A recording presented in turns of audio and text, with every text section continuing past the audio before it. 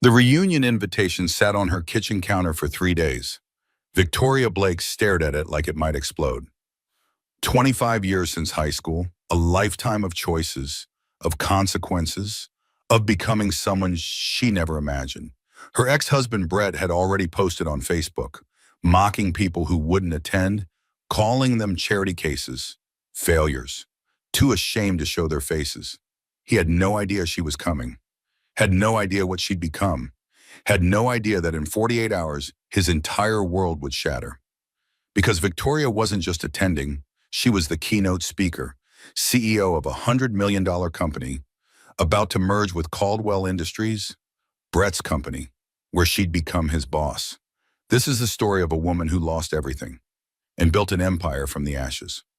Stay until the end, because the revenge, it's not what you think. It's so much better. The reunion invitation sat on Victoria's kitchen counter for 3 days before she could bring herself to open it. She'd seen it arrive. Expensive cardstock, embossed lettering, the kind of invitation that announced its own importance. 25th high school reunion, class of 2000, a lifetime ago. Her phone buzzed. Work email. Graham's name appeared on the screen. Board meeting moved to Friday. They're ready to hear the proposal. She touched the envelope. Her finger traced the edge. Sharp, clean, like a paper cut waiting to happen. The apartment around her was quiet, tastefully decorated, not expensive, intentional, every piece chosen carefully, every placement deliberate. This was her space, her sanctuary, built from nothing. The invitation mocked her from its position near the coffee maker. She'd moved it twice, first to the dining table, then to the bookshelf. It kept finding its way back. Natalie had noticed yesterday. You planning to open that or just stare at it until it spontaneously combusts? Victoria had laughed, uncomfortable. I'm deciding. Deciding what? Whether paper is flammable? Whether I care. But she did care. That was the problem. She cared too much. Still, after everything. Her laptop sat open on the counter. Browser tabs multiplied like rabbits. Company financials, merger documents, market analysis, real work, important work, work that actually mattered. The invitation was just paper, just words, just people she hadn't seen in 25 years. Except for one. Her phone buzzed again. Text message. Natalie. Did you see Brett's Facebook? He's posting about the reunion. You're not going, right? Victoria's stomach clenched. She shouldn't look. She knew better. Looking was weakness. Looking was caring. Looking was admitting he still had power. She looked. Brett's profile loaded slowly. His face stared back at her, older, broader, that same smug smile. The one that used to make her feel special. For she learned it meant nothing. His latest post was 3 hours old. Already 37 likes. 12 comments. Can't wait to see who made something of themselves at the reunion ... and who didn't. Laughing emoji. Should be entertaining. The comments were worse. Jennifer Hastings. Some people peak in high school. Crying, laughing emoji. Another from someone named Derek. Hey man, you're bringing the Audi, right? Show these small town folks how success looks. Brett's response. Obviously, can't show up looking like a charity case. Winking emoji. Victoria's hands trembled. She set down her phone, walked to the window, breathed, in through the nose, out through the mouth. The therapist's voice echoed in her memory. When you feel triggered, ground yourself. Find 5 things you can see. Window, street, tree, car, mailbox. Her reflection stared back from the darkened glass. Designer blouse, tailored pants, confident posture. But underneath that girl who lost everything still whispered, what if he's right? What if you're not enough? The key scraped in the lock. Their signal. Natalie burst through carrying Thai food and wine. You're going. I'm not. You absolutely are. Natalie dropped the bags on the counter, pulled out containers. The smell of pad Thai filled the apartment. Victoria Blake, you've built a tech company from nothing. You're about to close the deal of the century, and you're scared of Brett Caldwell. I'm not scared. Then what? Victoria opened the wine, poured 2 glasses. Her hands shook slightly. Small tell. Natalie caught everything. I'm being sensible. There's a difference. Sensible would be going, showing him exactly what you've become. Scared is hiding here while he tells everyone you were too embarrassed to show up. He wouldn't. Natalie pulled out her phone, scrolled, found another post, showed Victoria. Brett's Facebooked again. Posted 1 hour ago. Heard some people already making excuses about not coming to the reunion. Too busy. Too far. Translation. Too broke or too ashamed. Real talk. Victoria's chest tightened. The wine glass felt heavy. She set it down carefully. Control what you can control. He doesn't get to win by making you hide, Natalie said quietly. I'm not hiding. I'm choosing peace over proving something to people who stopped mattering years ago. But her voice wavered. She was lying, to Natalie, to herself. The truth sat heavy between them. Brett still mattered, not because she loved him, not because she missed him, but because some part of her still needed him to know, to see, to understand what he'd thrown away.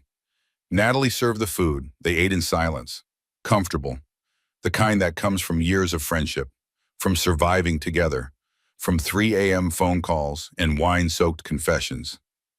What if I go and nothing changes? Victoria asked finally. What if he still looks at me like I'm nothing? Then he's an idiot. But Tori, that's not really what you're afraid of. What am I afraid of? That you'll go, that you'll show him everything you've accomplished, and you'll realize you did it all for the wrong reasons, that you built this entire empire just to prove something to a man who never deserved you in the first place. The words landed like stones in still water, ripples spreading outward, disturbing everything. Victoria stood, walked to her bookshelf, started reorganizing, alphabetically first, then by color, then by size. Control what you can control, make sense of something, anything. Am I that transparent? You're that loved. I see you because I care about you. Victoria's hands stilled on a book spine. I don't know who I'd be if I wasn't trying to prove him wrong. Maybe that's what scares you most. Finding out you're enough, that you always were, that he was just too small to see it. The apartment settled around them. Traffic sounds from below. The building's heartbeat. Victoria's life, her space, her home, built from ashes. She turned back to the counter, picked up the invitation, opened it. Elegant script announced the details. Hotel ballroom, Saturday evening, cocktails at 6, dinner at 7, dancing at 8, keynote speaker to be announced. A small card fell out. Additional information. Contact the committee if interested in speaking. Share your success story. Inspire your classmates. Victoria stared at it. Idea forming. Dangerous. Reckless. Perfect. Nat, what if I don't just go? I'm listening. What if I speak? Keynote. Tell my story. Let everyone hear it. Not just Brett. Everyone. Natalie's eyes widened. Slow smile spread across her face.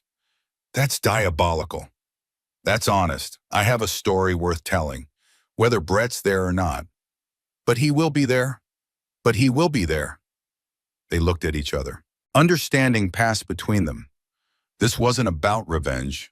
Not really. This was about reclamation. Taking back the narrative. Writing her own ending. Victoria picked up her phone, found the committee contact, started typing. Hello, my name is Victoria Blake. I'd like to attend the reunion, and I understand you're looking for a keynote speaker. I'm very interested. I'm a local entrepreneur in the tech sector. I think I have a story that might resonate with our class. Please let me know if this opportunity is still available. Best regards. Victoria. She hit send before she could change her mind. Natalie raised her wine glass. To walking back into the fire. To not getting burned this time. They clinked glasses. Drank. The wine was bold. Full-bodied. Nothing like the cheap bottles from her efficiency apartment days. Nothing like the woman she used to be. Victoria looked at her reflection in the darkened window again. Same face, different woman, designer clothes now.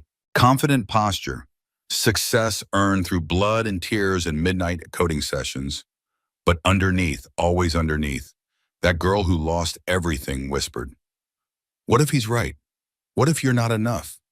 She silenced the voice. Not tonight. Tonight she would plan, prepare, build her armor, because in 2 weeks she would walk into that reunion. Not as Brett Caldwell's ex-wife, not as the girl who got left behind, but as Victoria Blake, CEO. Success story, woman who rebuilt herself from ruins. And if that happened to destroy him in the process, well, some fires burn everything. Others forge steel.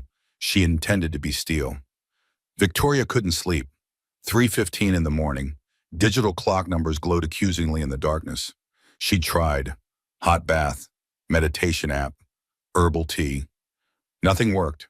Her mind circled, spiraled, returned again and again to the same place, the same person, the same question. How did I not see it? She got up, padded to the closet, reached for the top shelf, behind the winter sweaters, the box she'd promised herself she'd never open again. Cardboard, taped shut, Sharpie scrawl across the top. Do not open, seriously. She opened it. Their wedding photo stared up at her. She was 24, he was 25. So young, so certain. Her dress was simple. His suit was rented. They'd married in her mother's backyard. Small ceremony. His mother hadn't approved. She's not from the right sort of family. Code words. Translation, not wealthy, not connected, not good enough. Victoria traced her younger face. That smile, genuine joy. She'd believed in forever. In partnership. In two people building a life together. She'd been wrong. The memories came. Not gentle. Tsunami. Drowning in everything she tried to forget. Senior year of college. Brett got a job offer in Denver. Entry level, but with potential. Good benefits. Room for growth. He'd been so excited. She'd been accepted to Stanford. MBA program. Full scholarship. Everything she'd worked for. Everything she dreamed about. They'd sat in his dorm room. Pizza growing cold between them. The acceptance letter on her lap. "This is amazing," he'd said. "But Tori, we can't both not work. One of us has to be practical. I'd be in school, not unemployed, and it's fully funded. But you wouldn't be earning. And what about us? Long distance? For 2 years? That's not realistic. People do it. People break up. I don't want that. Do you?" She'd looked at him, at the future she'd imagined. Marriage, partnership, forever. "No, I don't want that either." "Then we'll figure it out. We'll do it together. Your turn will come. Just not right now." She'd believed him. God help her. She'd believed every word. They'd married 3 months later. Tiny wedding. His mother didn't come. Claimed back problems. Sent a card. No gift. Victoria had cried in the bathroom. Her mother held her, stroked her hair, said nothing. Mothers always know. Denver was hard at first. Victoria worked temp jobs. Receptionist, data entry, filing, whatever paid. Brett climbed, networked, golf outings, drinks with executives, late nights building relationships. She made excuses, headache, period cramps, too tired from work. Brett was understanding at first. Then he wasn't. "You need to make more effort. These connections matter. This is how business works. You are making me look bad." So she tried, bought a dress on her credit card, wrong brand, wrong cut, wrong everything. Jennifer Hastings had looked her up and down at that party. Brett's colleague's wife, blonde, polished, perfect. "What a practical dress," Jennifer had said. The word landed like a slap. Victoria remembered sitting in the parking lot afterward. Key in the ignition, lock, unlock, lock, unlock, lock, unlock, lock. Couldn't make herself go inside their apartment. Sat there for 45 minutes. Engine off, just sitting, breathing. Trying to feel normal. Brett never noticed she'd arrived home late. She'd kept trying, smiling at his jokes, laughing with his friends, blending into the background of his rising career. Making herself smaller, quieter, less. Year 3. She'd suggested going back to school, online MBA, part-time. "Now, Tori, come on. We're trying for a baby. This isn't the time to add stress. They weren't really trying. He was. She was secretly taking pills. Some instinct told her not yet. Not with him. Some part of her already knew. Victoria pulled out her old journal, leather-bound, pages yellowed, her handwriting from a decade ago. Entry dated 6 months into marriage. Stanford called today. I could defer enrollment. 1 year.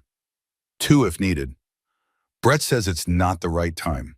His career is taking off. We need financial stability. He's probably right. There's always next year. There was no next year, or the year after that, or the year after that. She flipped forward. Year 5. Different handwriting, smaller, tighter. Brett made partner today. We celebrated at his favorite restaurant. His colleagues were there, their wives. I wore the dress Jennifer helped me pick out.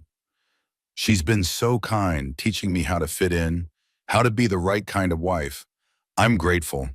I think I'm finally getting it right. Victoria closed the journal, couldn't read more. That woman on the page. She didn't recognize her, didn't want to. By year 7, she'd stopped mentioning Stanford. People looked at her with pity when she did. Poor girl. Could have been something. Threw it all away for love, except it wasn't love. It was sacrifice, one-sided, complete. Victoria sat on her bedroom floor, box contents spread around her. Wedding photo, journal, cards from their anniversary, his handwriting. To my beautiful wife, thank you for supporting my dreams. Never our dreams, his dreams. She'd supported, cheered, sacrificed, shrunk. And when she'd finally had nothing left to give, he'd found someone who did. Jennifer. The affair wasn't even original. Colleague's ex-wife. Recently divorced. Available. Willing. Everything Victoria had stopped being. She'd found the text on a random Tuesday. 2 a.m., his phone lit up on the nightstand. Can't wait to see you tomorrow. Wear the cologne I like. Her hands had gone numb, then cold, then burning hot. She'd stared at the screen until it went dark. Picked up the phone, unlocked it. He never changed his password. Never thought he needed to. The messages went back 2 years. Jennifer, others, hotel receipts, Venmo payments marked lunch sent at midnight, photos she couldn't unsee. She'd confronted him the next morning, calmly, rationally, the way he always said she should be. I saw your phone. Okay, and? Jennifer, the messages, all of them. His face hadn't changed. No guilt, no shame, just irritation. You went through my phone? That's a violation of trust, Tori. The audacity, the complete shamelessness. She'd actually laughed, bitter, broken. I'm violating trust? Are you serious right now? You're being paranoid, jealous. This is exactly why we have problems. Gaslighting, she'd learned the term later, in therapy, but in that moment she just felt crazy. Wrong, like maybe she was overreacting. Except she wasn't. She'd found the emails next, all of them. 2 years of betrayal, detailed, explicit. Proof. When she showed him, he looked her in the eye and said, You went through my private files? Do you understand what that says about you, about us? She'd understood then. Finally, completely. Narcissists can't be shamed. They can only be exposed. Victoria stood, walked to her bathroom, ran the tub, hot water, steam rising. She climbed in fully clothed, sat there, water soaking through her pajamas, the sound drowning out the memories. Almost. The divorce took 14 months. He fought everything. The house was in his name. The car was his purchase. The retirement account was his earnings. Her contributions didn't count. Her sacrifices were invisible. His lawyer painted her as vindictive, greedy, unstable, a woman who couldn't handle her husband's success. Her lawyer asked about alimony. She'd said no. Pride, maybe, but also something deeper. She wanted nothing from him, not $1, not one connection. Clean break, fresh start. He'd thrown a party when the divorce finalized. She'd heard about it from mutual friends. They'd been invited. She hadn't. The final humiliation. She'd lost most of their social circle. His narrative won. She was difficult, unstable, couldn't handle his success. Poor Brett, trapped with a jealous wife. He deserved better, and he'd found better. Brittany, 23 years old, receptionist at his company. Sweet, eager, blank slate, someone he could mold, shape, control. Victoria had moved into an efficiency apartment, 400 square feet, shared bathroom down the hall. She'd eaten ramen from the pot. No bowl. Why dirty dishes? The silence had been complete. No Brett criticizing, no walking on eggshells, just quiet. She'd thought, is this freedom or failure? The bathtub water grew cold. Victoria climbed out, changed into dry clothes, looked at the mess on her bedroom floor, the box mitt, the memories, the woman she used to be. She packed it all away, taped it shut, wrote new words across the top. Survive this, don't need to remember. Back in bed, 4:30 a.m., still couldn't sleep, but the memories had lost some power, speaking them even to herself, even in the dark. It helped. She wasn't that woman anymore. That girl who'd sacrificed everything, who'd shrunk, who'd disappeared. That woman was dead. Victoria had killed her. Had to become this, and in 2 weeks she'd prove it. To everyone. To Brett, to herself, she finally slept. The divorce wasn't sudden. Death by 1,000 cuts. Each one small, almost invisible. Until suddenly you're bleeding out and wondering how you didn't notice sooner. Victoria spent the next morning reviewing merger documents. Numbers, projections, Graham's analysis. Work helped, focusing on the future instead of drowning in the past. Her phone rang. Unknown number. She answered anyway. Ms. Blake, this is Patricia from the reunion committee. We received your email about speaking. We're thrilled. We've been struggling to find someone. Most of our classmates are local teachers or work in retail. Not that there's anything wrong with that, but we wanted someone inspiring, someone who really made something of themselves. Victoria swallowed the irritation. I'd be happy to speak. Wonderful. We'll need a brief bio. Nothing fancy, just credentials. What you do, maybe a photo for the program. I'll send everything by end of day. Perfect. Oh, one more thing. Will you be bringing a guest? We need a final head count. Yes, one guest. Spouse? Friend. Lovely. See you in 2 weeks. Victoria hung up, stared at her laptop. Brief bio, credentials, photo. Simple enough, except every word would be read by people who remembered her as Brett Caldwell's wife. The quiet girl, the one who peaked in high school and disappeared. She opened a document, started typing. Victoria Blake graduated from University of Colorado in 2004 with a degree in computer science. After several years in various roles, she founded Blake Solutions in 2017. The company specializes in database integration for mid-sized businesses. Blake Solutions currently serves 17 Fortune 500 clients and employs 243 people. The company is valued at over $100 million and is currently in merger talks with Caldwell Industries. She read it back. Dry, corporate, perfect. The doorbell rang. Victoria wasn't expecting anyone. She checked the peephole. Her mother. Diane Blake stood in the hallway holding a casserole dish. Classic mom move. Show up unannounced with food. Solve problems through carbohydrates. Hi, Mom. Don't you hi, Mom, me. Natalie called. Said you're going to the reunion. Said you're speaking. Said you're doing this alone and I should check on you. Natalie has a big mouth. Natalie loves you. Can I come in or are we doing this in the hallway? Victoria stepped aside. Diane entered, set the casserole on the counter, looked around the apartment, nodded approval. You've done well for yourself, baby. Thanks, Mom. I'm not talking about the apartment. I'm talking about you. You did the hard thing, the scary thing, and you survived. Victoria felt tears threaten, pushed them down. I'm fine. You're not fine. You're strong. There's a difference. Fine is easy. Strong takes work. Diane sat on the couch, patted the cushion beside her. Victoria sat, leaned into her mother's shoulder. 50 years old and still needing Mom. Some things never change. Tell me about the speech. I don't know what to say. How do you summarize a decade of failure and rebuilding in 20 minutes? You don't talk about the failure. You talk about the rebuilding. That's the part that matters. But the failure is context. Without it, the success is just bragging. Then talk about both. But honey, remember, you're not speaking to Brett. You're speaking to everyone who's ever felt not good enough. Everyone who's ever started over. Everyone who's ever wondered if they made the right choice, leaving something comfortable for something uncertain. Victoria absorbed this. Her mother was right. She usually was.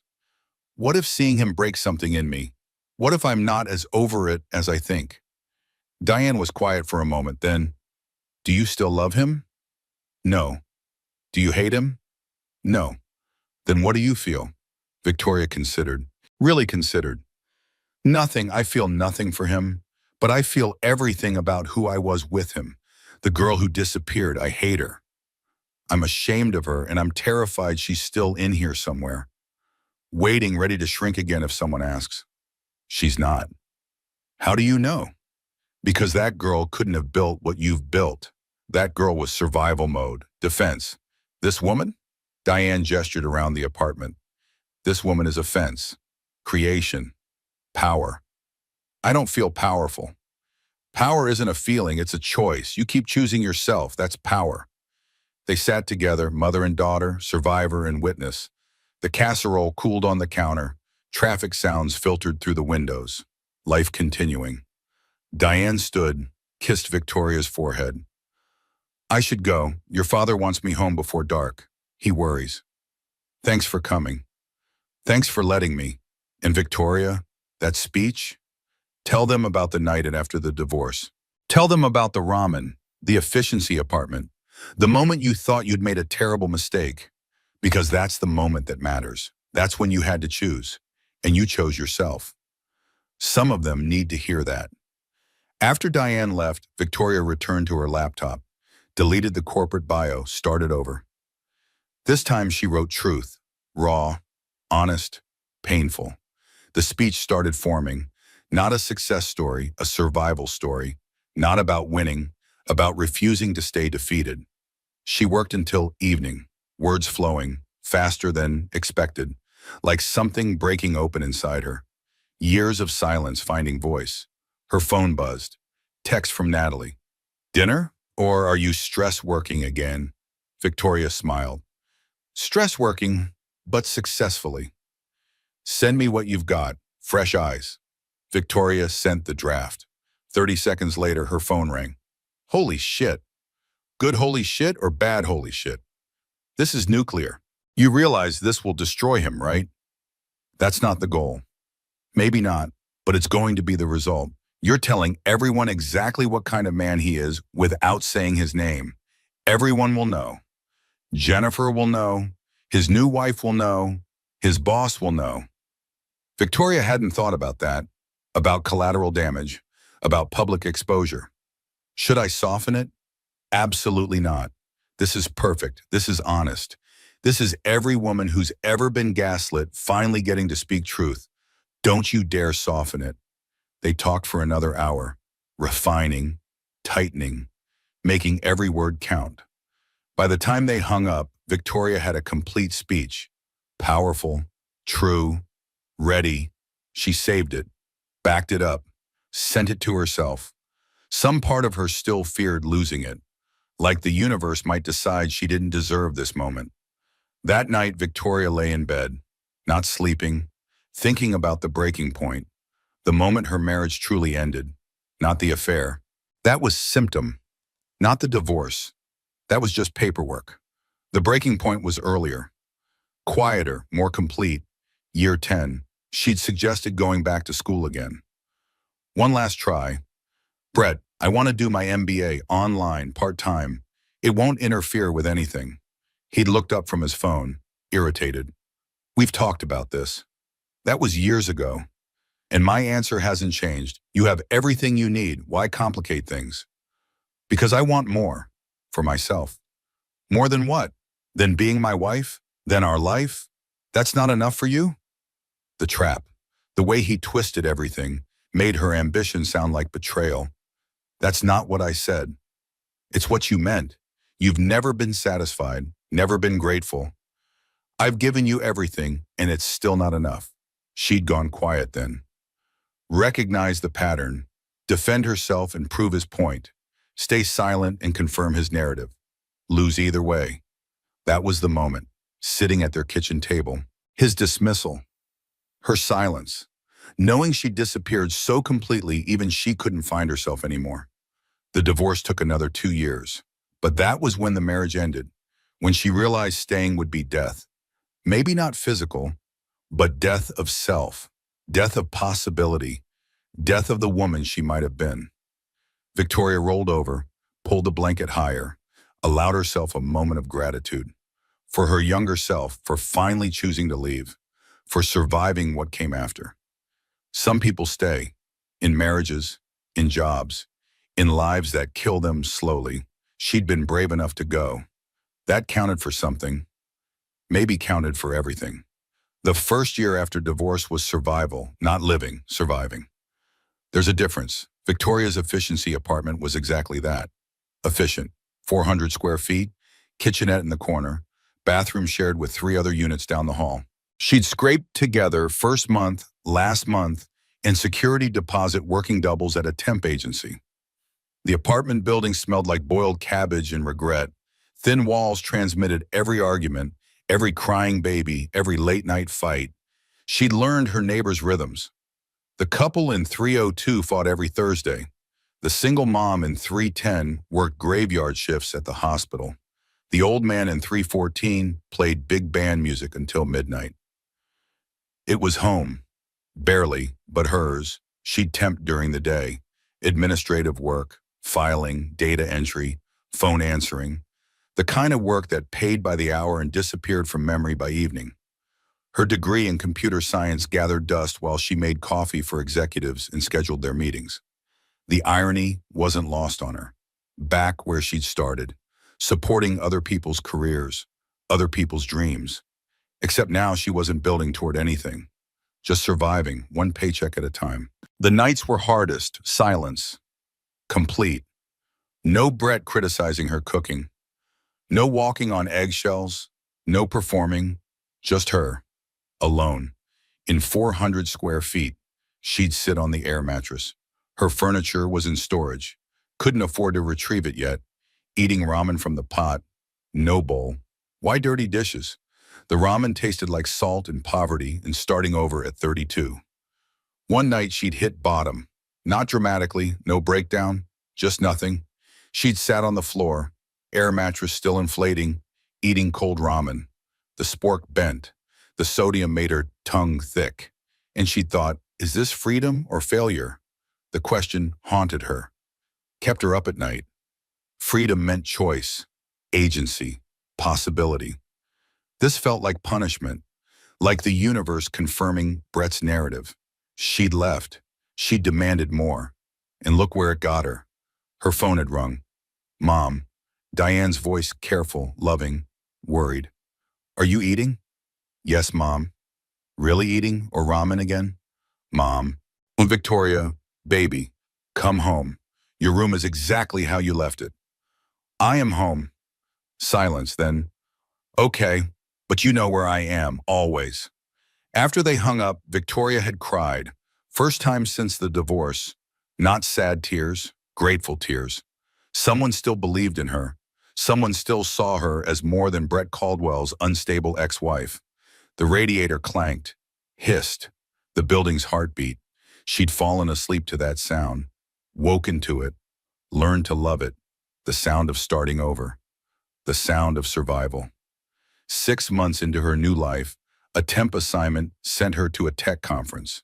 Free ticket, registration included with the gig. She was supposed to work the check-in desk, scan badges, hand out programs, smile. During lunch break, she'd slipped into a session. Speaker, Graham Foster, CEO of Foster Industries. He talked about mid-sized companies, the gap between enterprise software and small business tools. Nobody served the middle, too small for the big players, too big for the simple solutions. Victoria had listened, really listened, took notes, recognized the problem. She'd lived it. Every temp job, every mid-sized company struggling with outdated systems, integration nightmares, data silos, Problems nobody solved because the market was fragmented. She'd seen the solution, clear as day: custom integration, flexible, scalable, affordable. Not one size fits all.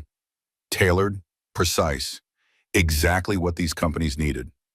The session ended. People filtered out, networking in the hallway, exchanged business cards, talk about golf. Victoria waited, stayed in her seat, watched Graham pack his materials. When everyone else left, she'd approached, heart pounding, mouth dry. This was insane. She was a temp, a nobody, a divorced woman living in an efficiency apartment, eating ramen.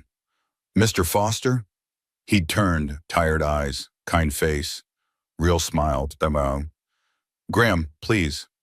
I'm Victoria. I noticed you mentioned database integration challenges. I might have a solution. She'd pitched him right there. Empty hotel conference room. Janitor vacuuming 2 rooms over. No PowerPoint, no business plan, just her idea. Raw, unpolished, real. He'd listened, really listened. Asked questions, smart questions, challenging questions. Questions that made her think deeper, sharper, better. Are you doing anything tomorrow morning? I have a temp shift starting at 9. Cancel it. Meet me for breakfast, 7 a.m. on hotel restaurant. That breakfast turned into a 3-hour conversation. Ideas flowing.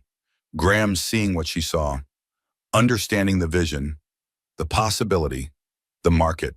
By the end, he'd said, I'll fund your first prototype.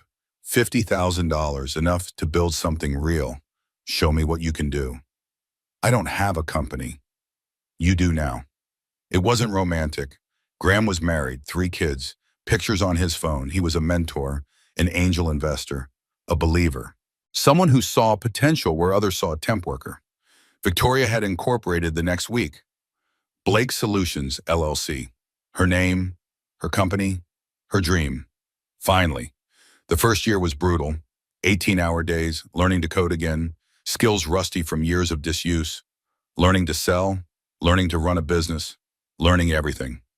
She'd moved to a studio apartment, 1 room, but her own bathroom, private, worth the extra $100 a month.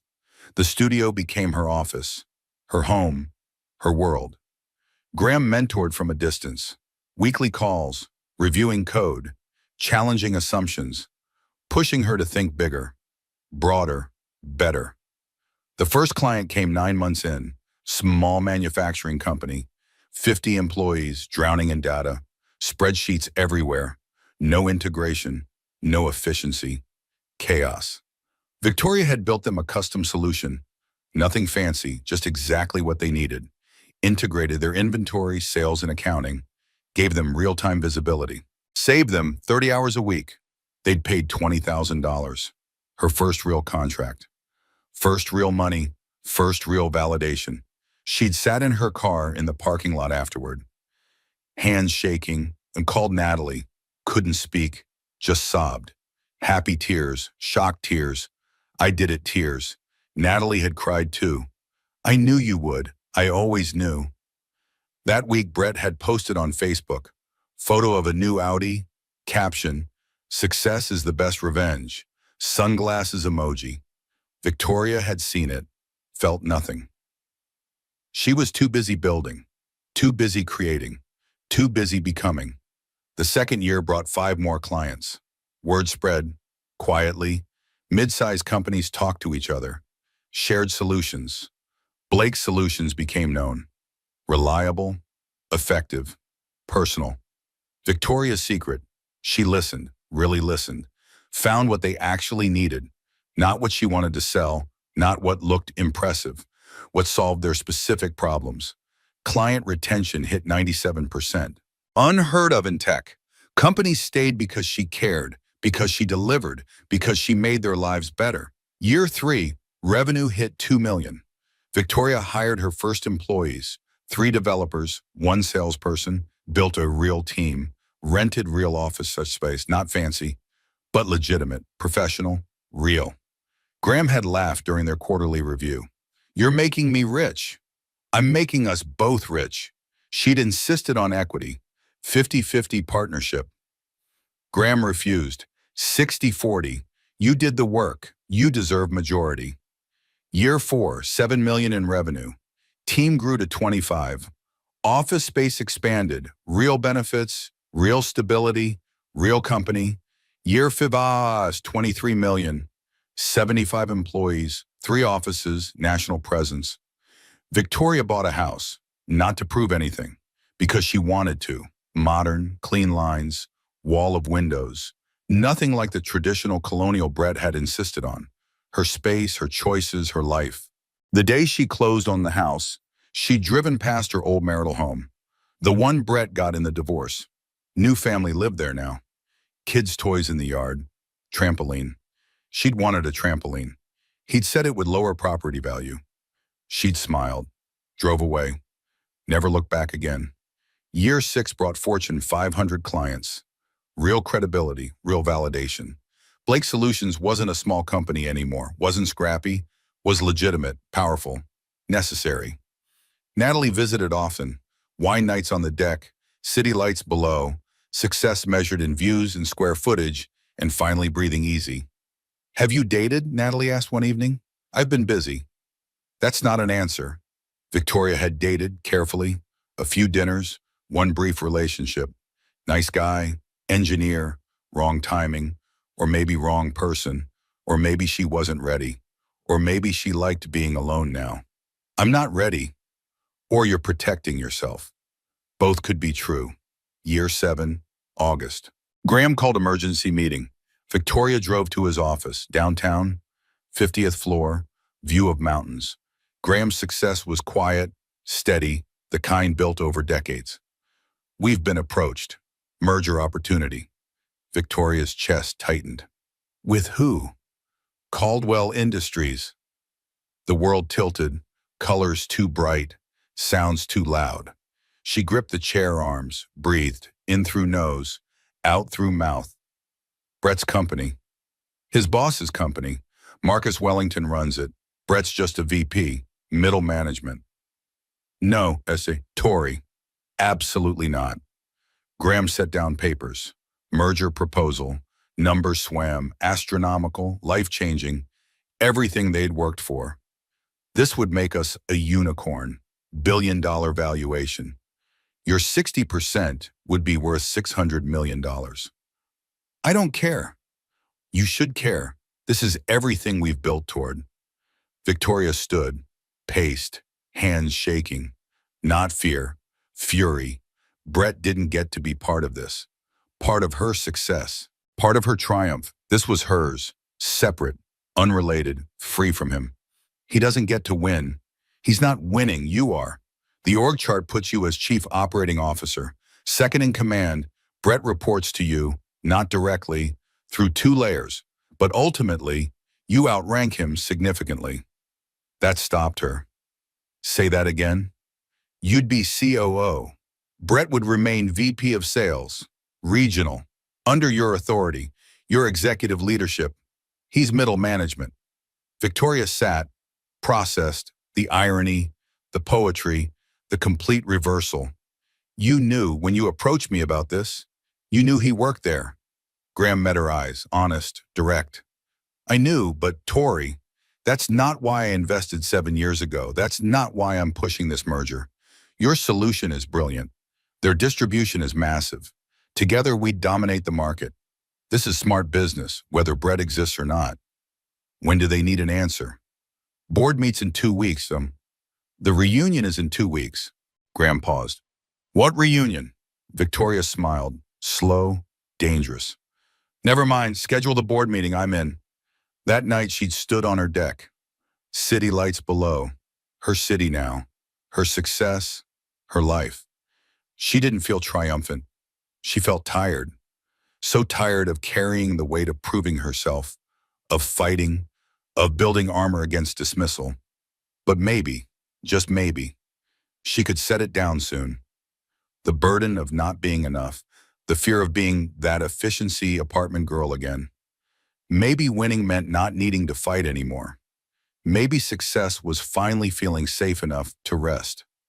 She went inside, sent an email to the reunion committee. Thank you for inviting me to speak. I'm honored. My topic will be starting over when losing everything becomes finding yourself. See you in 2 weeks. Victoria Blake. She hit send, poured wine, sat by the window. 2 weeks until the reunion. 2 weeks until the board meeting. 2 weeks until her past and future collided. She was ready. Finally, completely, powerfully ready. 2 weeks, 14 days, 336 hours. Victoria counted every one. The board meeting was scheduled for Friday at 2 p.m. Reunion Saturday at 6 p.m. 28 hours between declaring war and winning it. She'd need every minute. Monday morning, Victoria called the merger attorneys.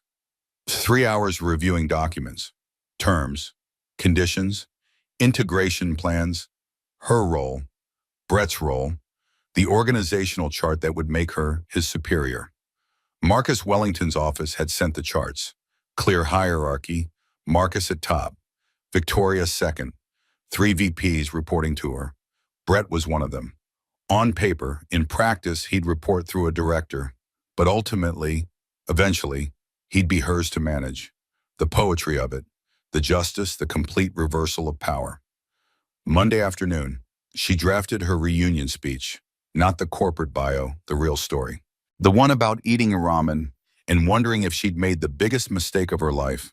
The one about choosing herself even when it felt like choosing poverty.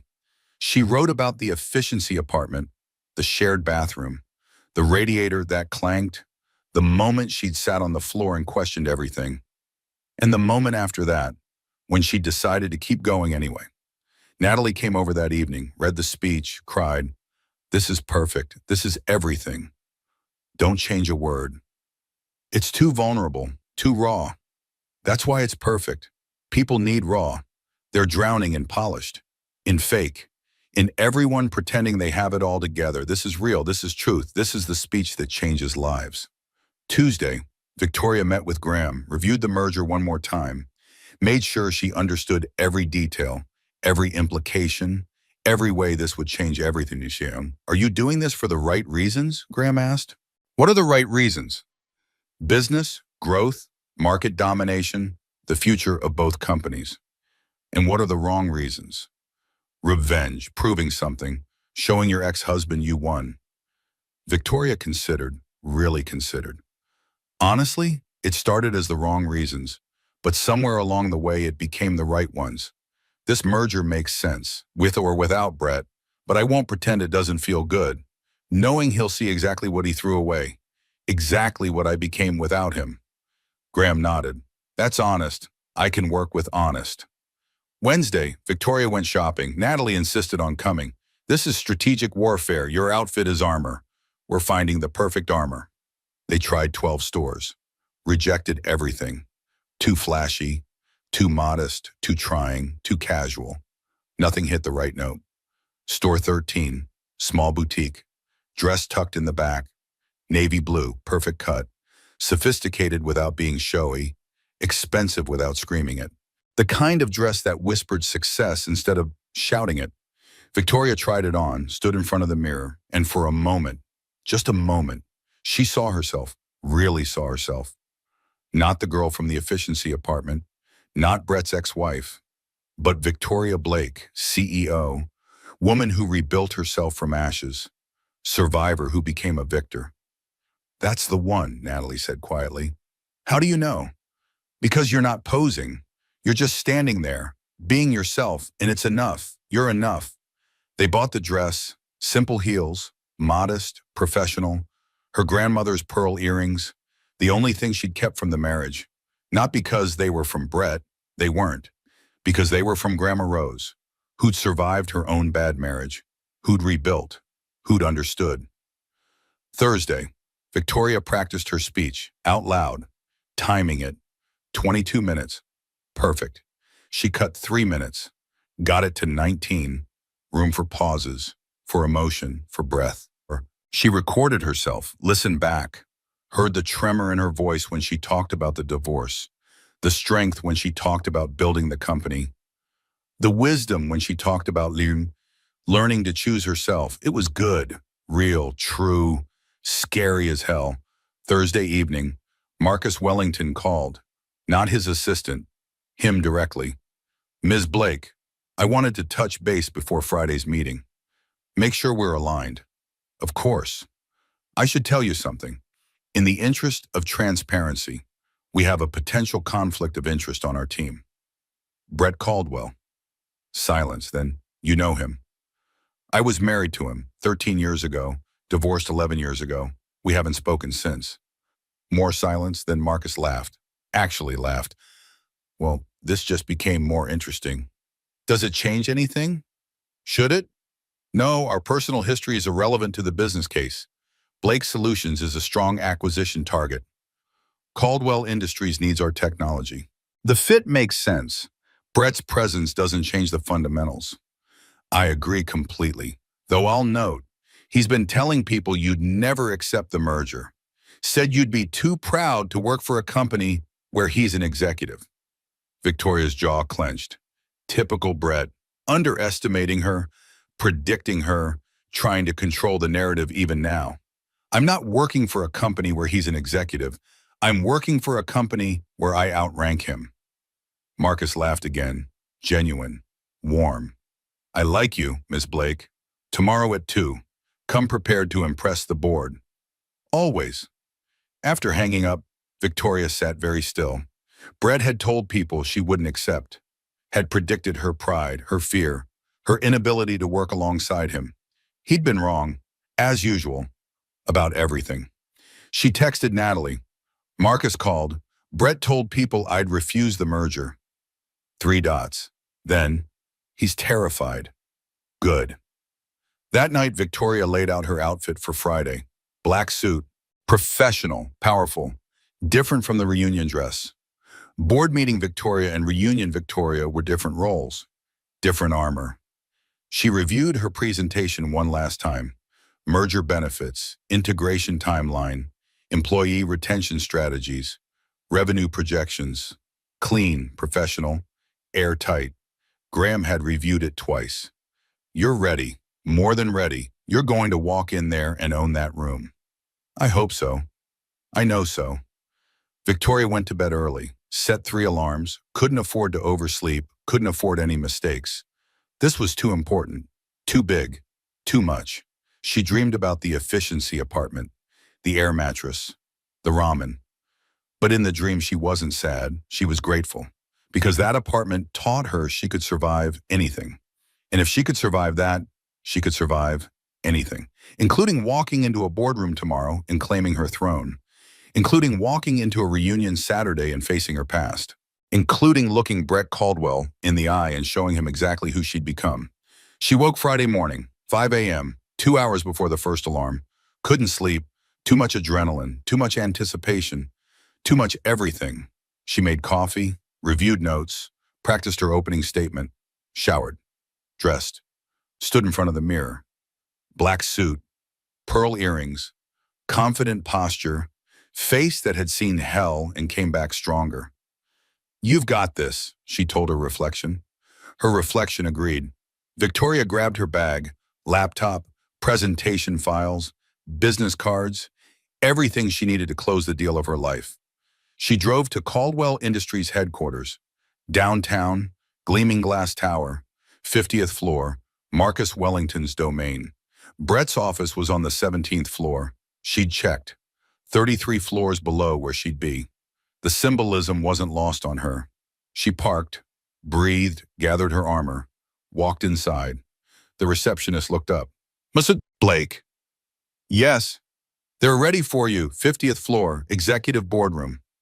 Victoria stepped into the elevator, pressed 50, watched the numbers climb, each floor a step further from who she'd been, closer to who she'd become. The doors opened, executive floor, marble, art, success displayed like peacock feathers. She'd earned the right to be here. She'd earned everything. Graham waited in the hanyway, smiled. Ready? Born ready? They walked into the boardroom together. 10 executives, Marcus at the head. They all stood, shook her hand, welcomed her. Victoria set down her laptop, connected to the projector, opened her presentation, looked at the faces around the table. These were her peers now, her equals, maybe soon her subordinates. She belonged here. Finally, completely. Good afternoon. Thank you for having me. Let's talk about the future of both our companies and how together we'll dominate the market. She began, and she was magnificent. The presentation lasted 45 minutes. Victoria covered everything: market analysis, integration strategies, revenue projections, customer retention plans, risk mitigation, timeline. The board asked questions, tough questions, smart questions. She answered every one, clear, confident, backed by data. Marcus leaned back in his chair, studied her. You've thought of everything. That's my job. What about personnel integration? We have overlapping roles, redundancies. How do you propose we handle that? Victoria pulled up a slide. Organizational chart, new structure, efficient, streamlined, everyone accounted for. Most employees retained, some consolidation, minimal layoffs, fair, reasonable. We consolidate where it makes sense, but we prioritize retention. Good people are hard to find. Both companies have strong teams. We're not here to gut either workforce. We're here to build something better than what we had separately. One board member spoke up, CFO, sharp eyes, skeptical expression. What about the sales VP position? We have someone in that role. So do you. Graham Foster. How does that resolve? Victoria had prepared for this, knew it would come up. Graham transitions to an advisory board position, remains equity holder, but operational leadership shifts. Your current sales structure remains intact. No disruption to existing client relationships. And your VP of sales, Brett Caldwell? The name landed like a stone. Room went quiet. Everyone knew. Small industry. Word traveled. Everyone knew she was Brett's ex-wife. Everyone was waiting to see how she'd handle it. Victoria met the CFO's eyes, steady. Brett Caldwell remains VP of Regional Sales, reports to the Director of National Sales, who reports to me, assuming his performance reviews support retention. This is a business decision, not a personal one.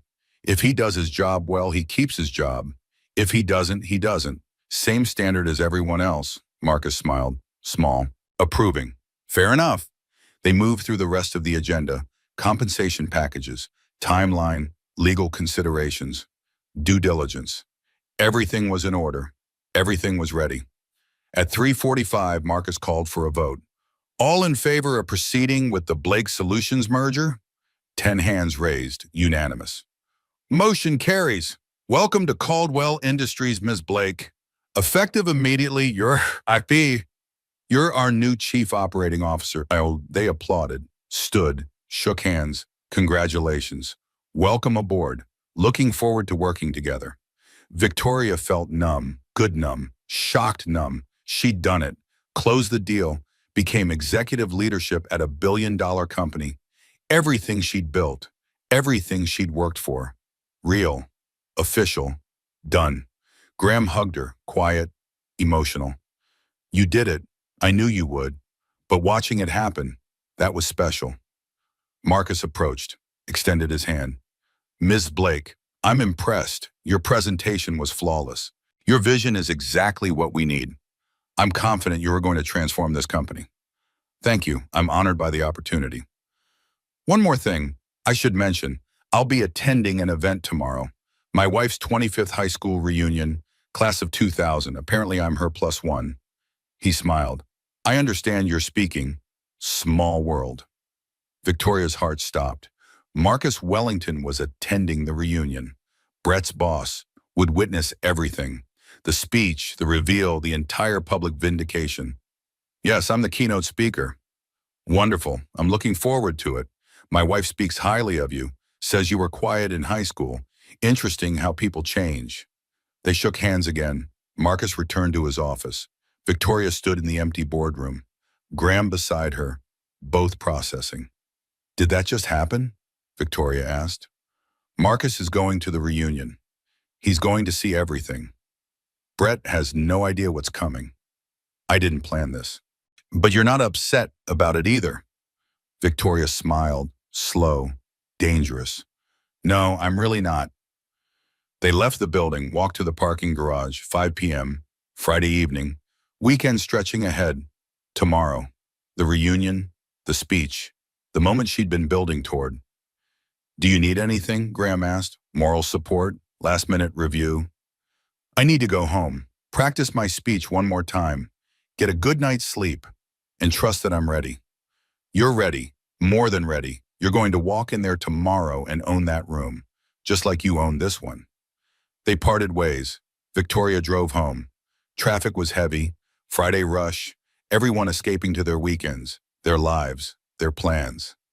She called Natalie. It's done. I'm COO. Marcus approved. Board approved. It's official. Natalie screamed, actually screamed. Oh my God, Tori, this is huge. This is everything. I'm coming over. We're celebrating. I'm bringing champagne. The good stuff. The expensive stuff you never let me buy. Nat, I need to prepare for tomorrow. Tomorrow is handled. Your speech is perfect. Your outfit is ready. You know what you're doing. Tonight we celebrate because you earned this, all of it, and I'm so damn proud of you I could burst. Natalie arrived 30 minutes later. Champagne, takeout, flowers. She'd even brought a cake. Where she found a cake on 30 minutes notice, Victoria didn't know. Didn't ask. Natalie was magic. They ate, drank, laughed, talked about everything and nothing. The merger, the reunion, the future, all of it. Are you scared? Natalie asked around midnight. They were on the couch, champagne buzz, making everything soft, easy. Terrified. Of what? Of seeing him. Of realizing I still care. Of all this success meaning nothing if he can still make me feel small. He can't. How do you know? Because you're not that girl anymore. The girl he married, the girl he diminished. She's gone. You killed her. Had to. To become this, and this woman, this CEO, this executive, she doesn't shrink for anyone. Victoria absorbed this, wanted to believe it, mostly did. What if I cry? Then you cry, so what? Tears don't mean weakness. They mean you're human. You survived something hard. You built something real. If that makes you emotional, good. Be emotional. Be human. Be real. That's the whole point of your speech. They cleaned up. Natalie crashed in the guest room. Victoria lay in bed, staring at the ceiling. Tomorrow, 24 hours from now, she'd be standing in front of her graduating class. Brett would be there. Marcus would be there. Everyone would be there, and she'd tell them everything. The truth, raw, unfiltered, real. She fell asleep rehearsing. Opening lines playing on repeat, her voice strong, clear, unwavering. Tomorrow she'd face her past, her fear, her triumph, everything. Tomorrow she'd prove to everyone, including herself, that losing everything was just the beginning. That rock bottom was foundation. That starting over was starting right. Tomorrow, finally, she'd be free. Saturday, 6 p.m. Victoria stood in front of her mirror. Navy blue dress, pearl earrings, heels that added 3 inches, confidence that added 3 feet. You look incredible, Natalie said from the doorway. She wore burgundy, elegant, supportive without competing, best friend excellence. I feel like I'm going to throw up. That's adrenaline. Use it, channel it, let it make you sharp. They drove to the hotel, 20-minute drive. Victoria's hands gripped the steering wheel, white knuckles, breathing exercises, in through nose, out through mouth. Ground yourself. You're safe. This is just a room. These are just people. The hotel parking lot was full. Luxury cars, SUVs, minivans, 25 years of choices on display. Victoria parked, didn't move. We can leave right now, Natalie said quietly. Say you're sick. No one would blame you. I didn't come this far to run now. Then let's go show them who Victoria Blake became. They walked inside, hotel lobby, elegant, trying too hard, fake nostalgia everywhere. Balloons, banners, class of 2000 in gold letters, photos from high school on display, yearbook pages blown up, poster-sized memories. Victoria saw her younger self. Senior photo, straight hair, hopeful eyes, no idea what was coming. She wanted to warn that girl. Run, don't marry him, go to Stanford. Choose yourself first. But that girl had to learn the hard way. Had to survive it. To become this. Registration table ahead. Name tags. Alphabetical. Patricia from the committee looked up. Eyes widened. Victoria! Oh my goodness! You look amazing. I didn't recognize you. Well, I mean, you look different. Good different. Great different. The program looks wonderful. Your bio. Very impressive. CEO. Who knew? Translation. We all thought you'd amount to nothing. Victoria smiled. Gracious. Thank you for inviting me to speak. Of course, we're so lucky. Here's your name tag. And your friends. You're at table 7, near the stage. VIP seating. Since you're speaking, there's cocktails in the ballroom. Dinner at 7. You'll speak at 8. 20 minutes. Is that okay? Perfect. They entered the ballroom, decorated like a time capsule. High school colors, fight song playing, photos everywhere. Remember when? Remember this? Remember us? Victoria remembered. Mostly she remembered being invisible. Nice girl, smart, quiet. Dated Brett's senior year. Nothing remarkable. Just another face in a class of 300. People stared. She felt it. Whispers following her, heads turning. Recognition dawning. Is that Victoria Blake? She looks different. I heard she got divorced. I heard she's rich now. Natalie grabbed 2 glasses of champagne, handed one to Victoria. Sip, smile, survive. That's the plan. Brett stood across the room holding court. Small crowd around him, alpha posturing. Look at me. Listen to me. Aren't I impressive? He wore a suit, expensive, trying too hard, hairstyled, smile practiced. That same smugness, that same arrogance, that same certainty that he was the center of every universe. He glanced over, eye contact, brief, dismissive, looked away, didn't recognize her. After 13 years of marriage, 11 years apart, he didn't know her face. The realization landed. Heavy, clarifying. He'd never really seen her. Not then, not now. She'd been a reflection of what he wanted. When she stopped reflecting, she disappeared. Victoria checked her body, shoulders back, breathing even, hands steady, present, grounded. This is just a room. These are just people. You're safe. Brittany approached. Brett's new wife. Young, pretty, uncertain, trying to belong. Hi, I'm Brittany, Brett's wife. You probably don't remember me. I was a receptionist at his company when you guys were married. Before. Well, Translation. I won. I got him. I'm the upgrade. I remember, Victoria said gently. Brittany's smile faltered. You look great. Total glow up. Must be nice. All that free time after divorce. Really focus on yourself. Do all the things you couldn't do before. Self-care and stuff. The condescension, the practiced cruelty. Brett had trained her well. This was the woman she'd been at 24. Young, eager, already being erased. Brittany, can I give you some advice? Sure. Keep your Stanford dreams. Brittany blinked, confused. What? Whatever dreams you're deferring, don't. Hold on to them, yourself, your ambitions. Don't let anyone convince you they're not important. Even someone you love, especially someone you love. Victoria walked away, left Brittany standing there, processing, confused. The seed was planted. Whether it grew was up to her. Natalie appeared. That was kind. That was self-preservation. I needed to say it to someone, to the girl I was. She can't hear me, but maybe Brittany can. Microphone feedback screeched. Someone tapping. Testing, testing. Patricia's voice amplified. Too loud. Welcome, class of 2000. We're so excited to see everyone. Dinner will be served in 15 minutes. But first, we have a very special announcement. Our keynote speaker tonight is one of our own. Please join me in welcoming Victoria Blake, CEO of Blake Solutions. Applause, polite, growing, people realizing, understanding. The quiet girl, the invisible one, the one who married Brett and disappeared.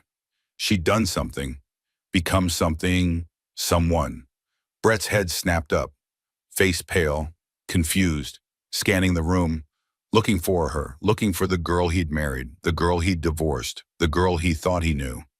Victoria walked to the front, past tables, past classmates, past Brett. She made eye contact, held it, let him see, really see, let him understand. His face went from pale to gray, shock, disbelief, fear, all of it crashing down, understanding dawning. She wasn't broken, wasn't hidden, wasn't defeated. She'd won. Marcus Wellington sat at table 12, wife beside him, saw Victoria, smiled, nodded, approval, recognition. He knew. He understood. This was going to be good. Victoria reached the podium, looked at the audience, 200 faces, her graduating class, 25 years older, 25 years of choices, consequences, lives lived. She didn't smile, didn't gloat, just looked at them, thought, I'm not the same girl you knew. That girl is dead. I killed her. I had to. To become this, she began. Victoria gripped the podium, microphone adjusted, spotlight warm, breathing steady. This was it. The moment. Everything leading here. 25 years, quarter century. That's a long time to become yourself. The room quieted. Silverware stopped clinking. Conversations died. All eyes on her. I didn't plan to speak tonight. Truth be told, I didn't plan to come at all. Nervous laughter, recognition. Others had considered not coming too. I thought about staying home, avoiding awkward conversations, dodging the inevitable, what do you do questions, pretending I had something more important. But that would have been lying. And I'm done lying to others, to myself. Brett shifted in his seat, uncomfortable, couldn't leave, too obvious, trapped. See, my story isn't a straight line. It's not graduated, got job, climbed ladder, success. Mine's messier, harder, more painful, more real. People leaned forward. This wasn't corporate speak. This was truth. I got married young, 24. Thought I had it all figured out. Thought partnership meant two people supporting each other's dreams, building together, growing together. She paused, let it land. I was wrong. Silence, complete, absolute. Sometimes you sacrifice for the wrong person. Sometimes you defer dreams that should never be deferred. Sometimes you wake up at 32, divorced, broke, starting completely over, and you have to decide, give up or get up, quit or continue, die, live. Her voice cracked slightly, real emotion, not performance, memory, pain, truth. I'm not going to lie to you. That first year was brutal. I ate ramen 3 meals a day. I temped, made coffee for executives, scheduled their meetings, supported their careers. Again, like always, like I'd been taught was my role. Jennifer Hastings wiped her eyes, tears streaming. She knew. She'd been the other woman. But also, she'd deferred her art degree. She'd made herself small. She recognized this story. It was hers too. I lived in an efficiency apartment, 400 square feet, shared bathroom. The radiator clanked all night, and I remember, so clearly, sitting on the floor, eating cold ramen, wondering, is this freedom or failure? Murmurs, recognition, understanding. Everyone had asked themselves similar questions, different circumstances, same doubt. But something happened in that tiny apartment, in that silence, in that solitude. I got quiet enough to hear myself again, to remember who I'd been before I became someone's wife, someone's support system, someone's accessory.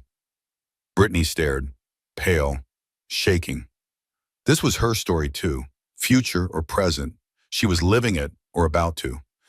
I started small, attended a tech conference, met a mentor who saw something in me I'd forgotten I had. Built a database solution for mid-sized companies, companies nobody else cared about.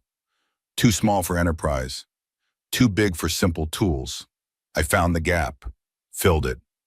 Click, slide appeared. Blake Solutions logo. Revenue chart, growth over 7 years. Exponential curve, undeniable success. Today, Blake Solutions serves 17 Fortune 500 companies. We employ 243 people. We're valued at over $100 million. Gasps, whispers, 100 million. From ramen, from efficiency apartment, from nothing. And next month, we're merging with Caldwell Industries. The room erupted. Murmurs, shock, Caldwell Industries. That was Brett's company. Everyone knew. Small town, word traveled. Brett worked there, VP position, success, and she was merging with it, joining it. As what? Brett's face was sheet white, frozen, staring, understanding hitting him. Wave after wave. She wasn't just successful, she was his boss. Would be his boss. COO outranked VP. She outranked him. Professionally, publicly, completely. Marcus Wellington smiled. Quiet, satisfied. He'd known, planned this, put them together. Knowing the org chart, knowing the history, letting merit decide. And merit chose Victoria. The lesson isn't that divorce made me successful. The lesson is that losing everything taught me what I was really made of. That rock bottom is foundation. That starting over isn't ending. It's beginning. Everything I needed was always inside me. I just had to get quiet enough to hear it. She paused, collected herself. The next part was hardest. To everyone here who feels stuck, behind, like everyone else figured it out and you're still trying, please hear this. There is no timeline. There is no should be. There's only your path. And sometimes that path requires burning down everything you built on a faulty foundation. Sometimes you have to destroy to create. Sometimes losing is actually winning because you're losing the wrong things to make room for the right things. Standing ovation. Started slowly. One person, then 5, then 20, then everyone. Everyone except Brett. He sat, frozen, staring, everything crumbling around him. Jennifer Hastings sobbed, standing, applauding, crying, understanding. She'd been wrong about everything, about Victoria, about herself, about what mattered. Brittany stood slowly, eyes wide, dawning comprehension. The advice Victoria had given her. Keep your Stanford dreams. It made sense now, all of it. Natalie mouthed across the room. I love you. Marcus Wellington stood, applauded, nodded, approved. Monday morning would be interesting, very interesting. Victoria stepped down from the podium, hands steady, heart racing. She'd done it, said everything, held nothing back. Truth, raw, unfiltered, real. People swarmed, questions, congratulations, stories. I went through something similar. You inspired me. I needed to hear that. She answered, engaged, present. This mattered, not humiliating Brett, connecting with people, sharing truth, creating hope. Brett sat at his table, alone now, his crowd dispersed, talking to Victoria, congratulating her, leaving him. He'd built his identity on being superior. Winner, success, and in 20 minutes she'd dismantled it. Not with cruelty, with truth, with achievement, with simple fact. She'd outgrown him, outworked him, out-succeeded him. Not for revenge, for herself. That was the difference. She'd built Blake Solutions because she loved the work, the challenge, the creation. Not to prove him wrong, just to prove herself right, prove she could, prove she was enough, prove that girl eating ramen had everything she needed inside her. Always had. The crowd eventually dispersed, dinner served, dancing started, nostalgia dripped from every corner. Remember when, remember this, remember us. Victoria sat with Natalie, ate, breathed, processed. Did that really happen? That really happened, and you were magnificent. That speech. Tori, that speech is going to change lives. People recorded it. It'll be online. It'll spread. You just inspired thousands, maybe millions, eventually.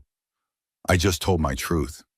That's all anyone ever needs. Truth, permission, example. You gave them all 3. Marcus approached their table, wife beside him. Ms. Blake, that was extraordinary, honest, powerful, exactly what leadership looks like. I'm even more confident about Monday, about your role, about everything. Thank you. That means a lot. My wife wanted to meet you, he gestured. The woman smiled, kind eyes, genuine warmth. Victoria, I'm Sarah. I remember you from high school. You were always so smart, so kind. I'm sorry we weren't better friends then. I think I would have learned a lot from you. They shook hands, talked briefly, exchanged numbers, real connection, not forced, not nostalgic, just two women recognizing each other, seeing each other. Finally, after they left, Victoria surveyed the room. Brett still sat, alone. Brittany beside him, silent, distant, already checking out. The advice had worked, seeds planted, growth beginning. Jennifer approached, tentative, nervous. Victoria, can we talk? Just for a minute? They stepped into the hallway. Quiet, private. Jennifer took a deep breath. I'm sorry for everything, for the affair, for being cruel, for judging you. I thought I was better, smarter, more sophisticated. I was just scared of ending up alone, of not being enough. So I tore you down to feel taller. I'm so sorry. Victoria looked at her, really looked, saw pain, regret, years of trying to fill emptiness with wrong things, with wrong people, with anything but self-love. I forgive you, but Jennifer, you need to forgive yourself. That's the harder part. That's the part that matters. Jennifer nodded, cried, hugged her, brief, grateful, walked away lighter, unburdened. Victoria returned to the ballroom. The night wound down, people left, promises to stay in touch, friend requests, LinkedIn connections. The performance of reunion, pretending 25 years apart hadn't happened, pretending they were still connected, still relevant to each other's lives. Most weren't, but some genuine connections, some real recognition, some worth keeping. She'd survived, more than survived, thrived, in the moment, in the speech, in the truth-telling. She'd thrived. And tomorrow, Monday, she'd walk into Caldwell Industries, not as Brett's ex-wife, as his superior, his boss. Eventually, structurally, the poetry of it, the justice, the complete reversal. Not revenge, transcendence. She'd transcended him. The marriage, the pain, all of it. She was free. The ballroom thinned. 10 p.m. Music slowed. Couples danced. Singles mingled. Nostalgia peaked. Everyone properly drunk on memory and actual alcohol. Perfect combination for bad decisions and honest conversations. Victoria stood by the bar, Natalie beside Powder, watching, observing. The night almost over, mission almost accomplished. Just needed to make it to midnight, then drive home, sleep, wake up Monday, start her new position, her new life, everything. Then the crowd parted. Brett, he approached slowly, practiced smile, the one she knew was fake, the one he used for clients, for networking, for manipulation. She'd seen it 1,000 times. 13 years of marriage. She knew every tell, every trick, every tactic. Tori, wow, that was something, really something. Thank you. I had no idea about your company, about the merger, about any of it. He laughed, nervous, uncertain. Small world, right? She waited, let him fill the silence. Old pattern, she'd always rush to fill silence, make him comfortable, ease his discomfort, not anymore. Silence was powerful. Silence revealed. Listen, I know things ended badly between us, but I want you to know I'm happy for you, really. You've done well for yourself, obviously. Are you? Not a question, a statement. Flat, neutral, no inflection. Just reflecting his words back, forcing him to hear them. How hollow, how empty, how meaningless. He shifted, weight foot to foot, uncomfortable. Yeah, I mean, you've done great. Built a company, success, all of that. It's impressive. She waited, let him squirm. This was interesting, watching him perform, watching him try to control narrative, watching him fail.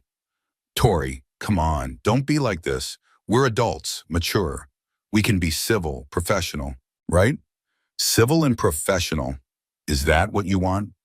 I just want us to be okay. Monday's going to be weird enough, right? With the merger, we'll be working together, kind of. Same company. We should clear the air. Start fresh. Let the past be past. Victoria studied him. Really studied. Saw calculation behind his eyes. Saw maneuvering. Saw him trying to control, manage, manipulate. Same old Brett, different circumstance. Same tactics. Brett, I'm going to say this once, so listen carefully. His smile faltered, uncertainty creeping in. She'd never talked to him like this, never been direct, never demanded his attention, always deferring, always softening, always making herself smaller. Not anymore. What I've built has nothing to do with you. Not in response to you, not to spite you, not to prove anything to you. Blake Solutions exists because I love solving problems, because I'm good at it, because I found a market gap and filled it. You're irrelevant to that story. Completely. I didn't say, I'm not finished. He stopped, mouth open, closed it. She'd never interrupted him before. Never claimed space, never prioritized her words over his. The shock on his face was almost comical. You told people I was unstable, that I refused alimony out of pride, that I'd be too embarrassed to work at your company. Marcus told me everything, every manipulation, every attempt to control the narrative. Brett's face flushed, red creeping up his neck. Embarrassment, anger, being caught, being exposed. Narcissists hate exposure more than anything. Yes, you did. Don't lie, not now, not anymore. I know you better than you know yourself. 13 years of marriage. I learned your patterns, your tactics, your playbook. Deny, attack, reverse victim and offender. Darvo. I learned the term in therapy. You taught me the practice. People nearby were watching, trying not to, pretending not to, but listening, hearing, witnessing. This public conversation, this public reckoning. Here's what's going to happen Monday. I start as COO of Caldwell Industries. You report to me, not directly, through the Director of National Sales. Who reports to me? We will have a professional relationship. Cordial, appropriate. You will do your job, I will do mine. Our personal history stays personal. Understood? Tori, you can't be serious. Working together? After everything? That's insane. What's insane is you thinking you have a choice. You're a VP, middle management, replaceable. I'm C-suite, executive leadership, partner in the merger, bringing $100 million in value. We're not equals, Brett. We never were. I just didn't realize it until I left. His face went from red to pale, understanding hitting, wave after wave. She wasn't negotiating, wasn't asking permission, wasn't deferring. She was stating facts, reality, the new order.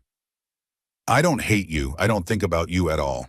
You're just a chapter you had to close to write the rest of my story.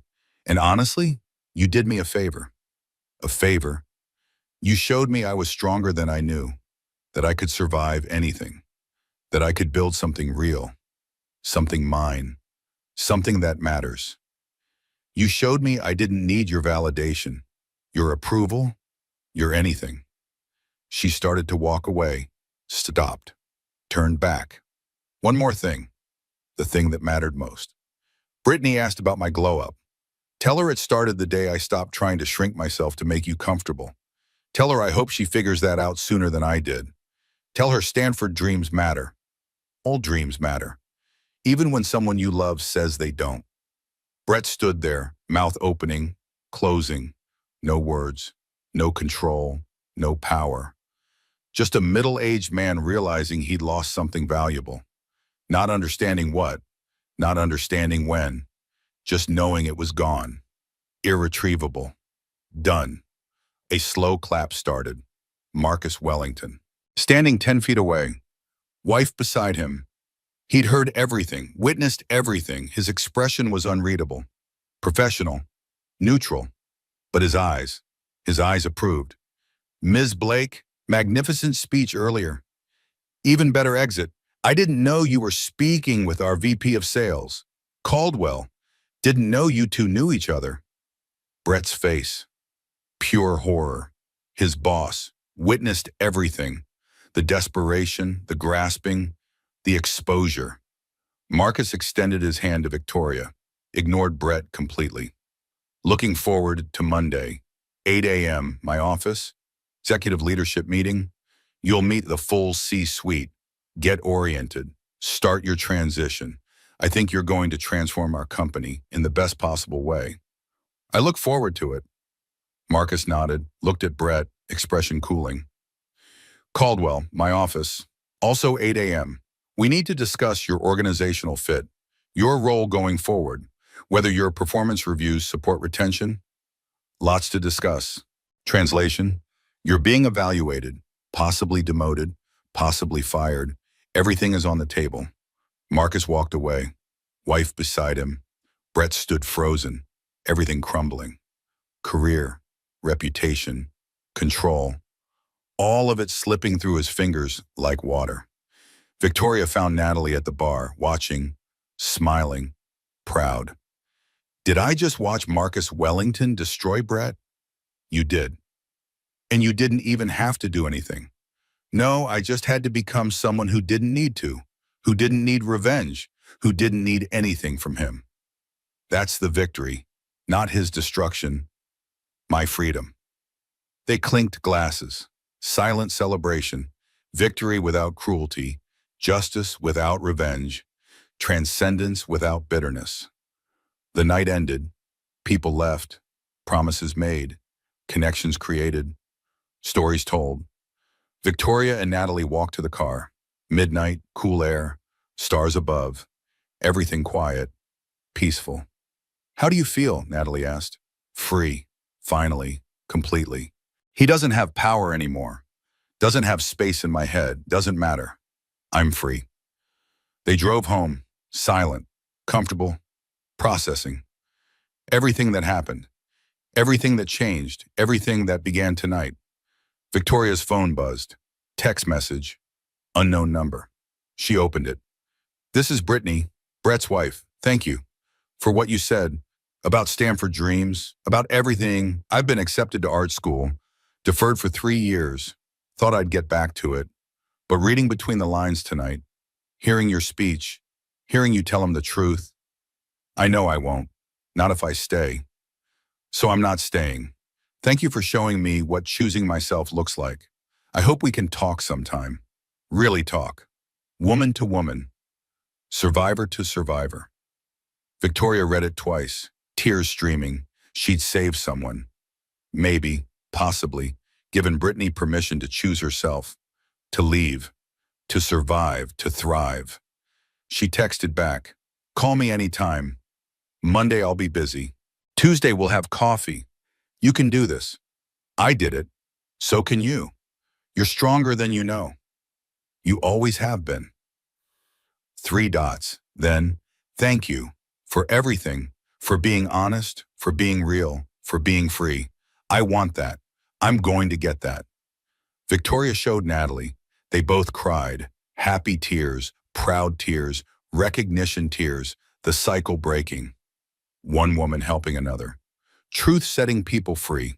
She'd done something tonight, not destroyed Brett, though that happened anyway. Consequence, not cause. She'd told her truth, inspired others, gave permission, created possibility. That mattered. That was the point. That was everything. Tomorrow she'd rest. Monday she'd start her new position, her new life, her new everything. But tonight she celebrated. Not Brett's defeat, her victory, her freedom, her complete and total transcendence. She'd won. Not the game he'd been playing, the game she'd been playing. The one where you win by becoming someone who doesn't need to win, who doesn't need revenge, who doesn't need anything but self-love, self-respect, self-knowledge. She'd won everything that mattered.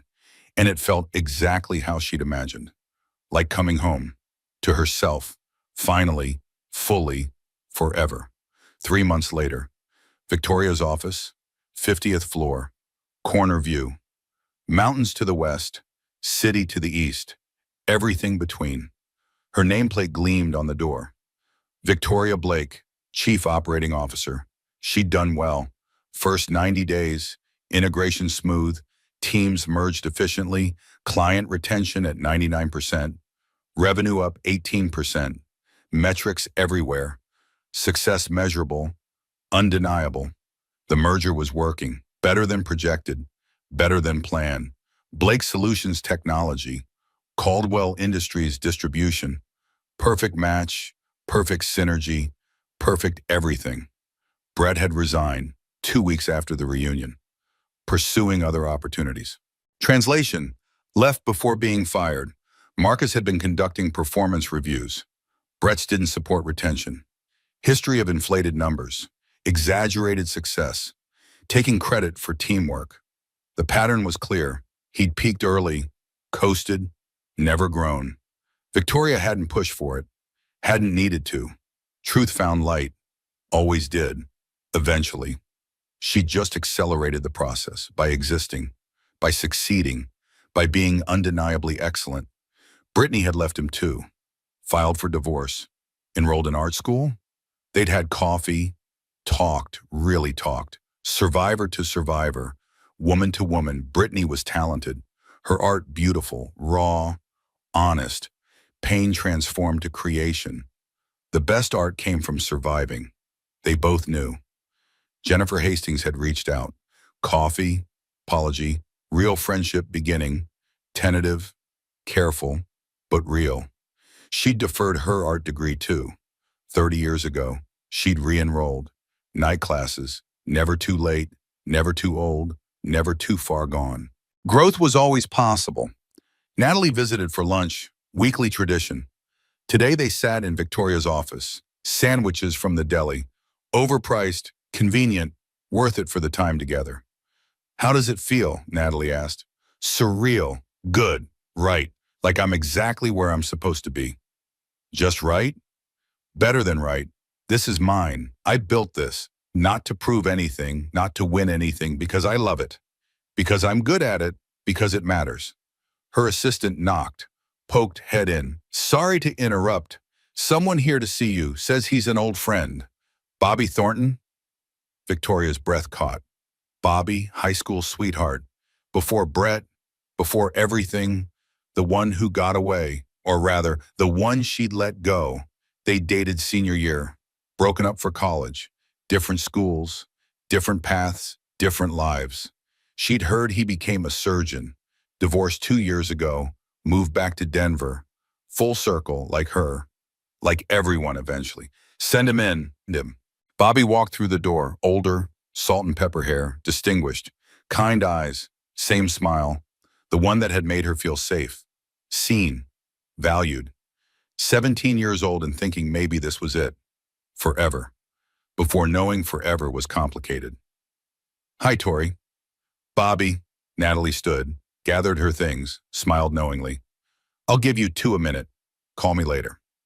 After she left, Bobby sat, careful, respectful of space, of boundaries, of history. I heard about your speech. My sister was at the reunion. Class of 2000, she sent me the video someone posted. It's been shared 17,000 times. Did you know? You went viral. Local news picked it up. Your story, your company, your success. You inspired people. Lots of people. I didn't know. I've been busy, working, living, moving forward. It was brave what you said, what you shared. I wanted to tell you that. In person, you were always brave. Even when you didn't know it. Even when others didn't see it. I saw it. Always. Silence. Comfortable. The kind that comes from once knowing someone deeply. From history. From choosing each other once. Before life complicated everything. I heard you got divorced too, 2 years ago. I'm sorry. Don't be. Best thing that happened to me. Different reasons than yours, but same result. Gave me space to remember what mattered, who I was, who I wanted to be. Starting over at 42, not easy, but necessary. Victoria understood completely.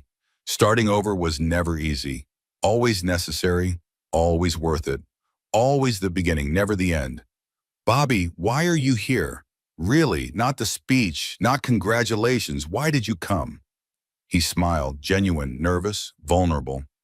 Honestly, I've thought about reaching out for years, since I moved back, since my divorce, since realizing some mistakes can't be fixed, but can be learned from.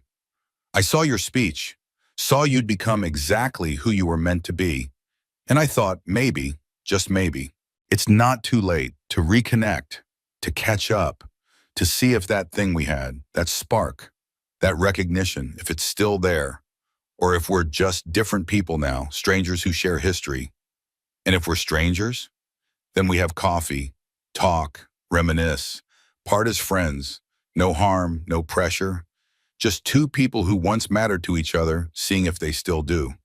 Victoria looked at him, really looked, saw kind eyes, saw honesty, saw someone who'd also been through fire, also survived, also rebuilt, also became, not the boy she remembered, a man with his own scars, his own journey, his own wisdom earned through surviving. I'd like that. Coffee, conversation, no pressure. See what happens. His smile, genuine, relieved, hopeful. Friday? Friday works. They exchanged numbers, hugged briefly, careful, respectful, possibility hovering, uncertain, beautiful. After he left, Victoria stood at her window, floor to ceiling glass, everything visible, everything possible. 25 years from high school, 15 years from her divorce, 7 years building her company, 3 months in her new position. One conversation that might lead somewhere or nowhere. Time would tell. She'd become someone she never imagined. Stronger, wiser, free. The woman she'd been at 24 couldn't have built this. That woman was survival mode, defense, reaction. This woman was offense, creation, power. She didn't resent young Victoria anymore. Didn't hate her, didn't blame her. She was grateful to her for surviving, for trying, for finally letting go, for choosing herself, even when it felt like choosing poverty, choosing loneliness, choosing uncertainty. Young Victoria had been brave, hadn't known it, but brave nonetheless. She'd walked away from comfort, from identity, from everything she'd known, into nothing, into uncertainty, into herself. That took courage, that took faith, that took strength she hadn't known she possessed. Victoria did what she always did when processing big moments, reorganized, not her bookshelf anymore, her life, her priorities, her focus. The reunion invitation. She'd kept it, framed it, reminder of how far she'd come, of what she'd survived, of what she'd built. Brett's chapter. Closed, not with bitterness, with peace, with recognition, with gratitude. He'd shown her who she wasn't, by being exactly who he was, narcissistic, manipulative, small. She'd had to become the opposite, strong, honest, big, bigger than his limitations, bigger than his narrative, bigger than his ability to define her. Her future, wide open, Bobby, maybe, maybe not.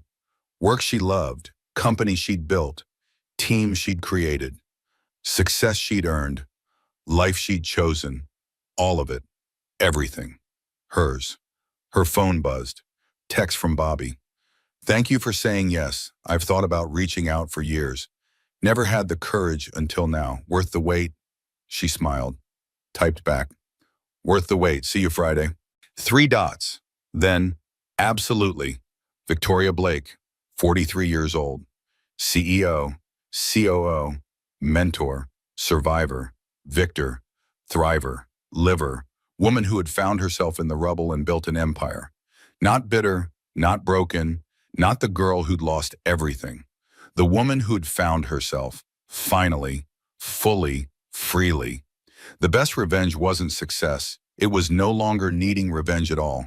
It was freedom, love for herself, respect for her journey, gratitude for her survival, peace with her past, excitement for her future. It was looking in the mirror and recognizing the woman staring back, liking her, loving her, being proud of her, everything she'd survived, everything she'd built, everything she'd become. 25 years to become herself, worth every minute, every tear, every struggle, every moment of doubt, every night eating ramen, every day rebuilding, every choice to keep going, every decision to choose herself, every step forward, every refusal to step back, worth everything. Victoria closed her laptop, headed home, to her house, her space, her sanctuary, her life. Tomorrow would bring new challenges, new opportunities, new growth, new everything, but tonight she'd celebrate the woman in the mirror, the one who'd survived, thrived, transcended, the one who'd walked through fire and emerged steel. Victoria Blake, not Brett's ex-wife, not someone's cautionary tale, not the girl who gave up Stanford, not the woman who ate ramen in an efficiency apartment wondering if she'd made a terrible mistake. Just herself, finally, fully, freely, powerfully, beautifully, completely, authentically, unapologetically, herself, and that was everything. That was the point. That was the victory. That was the success. That was the revenge. That was the transcendence. That was the freedom. That was the love. That was the life. That was the beginning, not the end, never the end, always the beginning, because every ending is a beginning. Every loss is a finding. Every rock bottom is a foundation. Every starting over is starting right. She'd learned that, lived that, became that, taught that, and she'd keep teaching it, keep living it, keep being it. Example, permission, possibility. For herself, for Brittany, for Jennifer. For every woman sitting in an efficiency apartment eating ramen, wondering if she made a mistake leaving, wondering if she's strong enough, wondering if she'll survive. She would, they all would, because Victoria had. And if she could, they could. Anyone could. That was the real message, the real speech, the real story. Not about her success, about their possibility, about their strength, about their everything. She'd shown them by living it, by surviving it, by thriving through it, by becoming it. And that made everything worth it. Every struggle, every pain, every moment of doubt, every second of fear, every instance of wondering, every night of crying, every day of rebuilding, worth it. All of it, everything, because she'd become free. And freedom, true freedom, self-love, self-respect, self-knowledge. That was worth everything. That was everything. That was the beginning. That was the end. That was the point.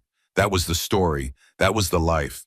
That was the truth. She was free, finally, fully, forever, completely, undeniably, powerfully, beautifully, authentically, free. And it felt exactly like coming home. Victoria proved that the best revenge isn't destruction, it's transformation. It's becoming so completely yourself that your past can't touch you anymore. If this story resonated with you, if you've ever had to start over, if you've ever wondered whether leaving was the right choice, I hope Victoria's journey gave you your answer. You're stronger than you know. You always have been. Hit that like button if you believe in second chances and starting over. Drop a comment telling me which moment hit hardest for you. Was it the efficiency apartment, the speech, the moment Brett realized who she'd become? Share this story with someone who needs to hear it. Someone who's sitting in their own efficiency apartment right now, wondering if they made a mistake. They didn't. They're just getting started. And subscribe so you never miss another story of survival, transformation, and triumph. Because everyone deserves to know they're not alone. They're not broken. They're just becoming. See you in the next one.